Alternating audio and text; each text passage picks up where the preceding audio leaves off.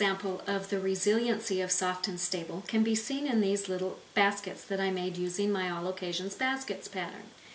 This cute little Easter basket was one of the first ones that I made, and I made this before I had Soft and Stable.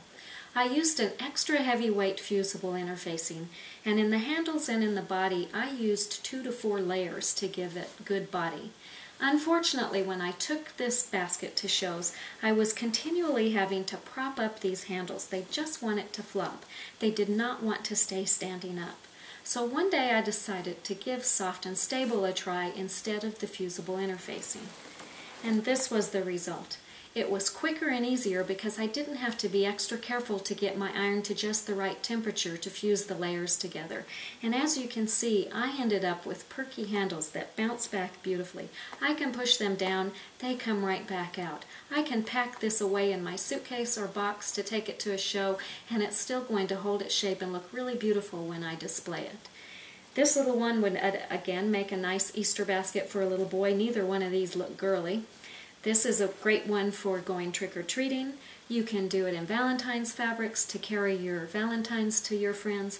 It would also make a great hostess basket. Stick some fat quarters and some thread in there and you've got a nice gift to give to a quilting friend.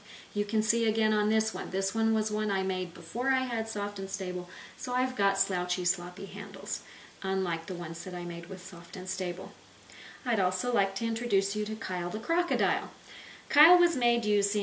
This Kyle was made using Texture Magic. This was my original prototype, and until I knew how I was going to design him, I didn't want to bother with the Texture Magic. So this one is just plain minky. On this one I actually texturized the fabric in a grid pattern to get wonderful scales. Both of them have scales down their back too. Now, no self-respecting crocodile wants to have floppy scales, so I cut a small piece of Soft and Stable, inserted it into the scales before I sewed them into the body, and both of these guys have scales that stand up good and tall. So whenever you have something for which you want great body and stability, please remember ByAnnie's Soft and Stable.